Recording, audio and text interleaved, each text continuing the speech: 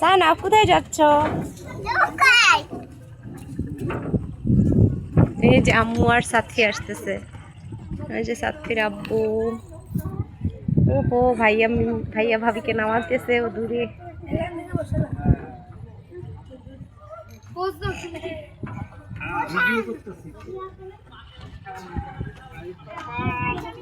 আমরা এইদিকে নিচে বসবো, উপরে বসবো না, ভয় নাই।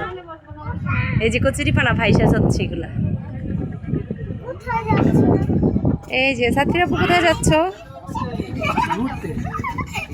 ধলেশ্বরী নদী, এটা হচ্ছে ধলেশ্বরী নদী।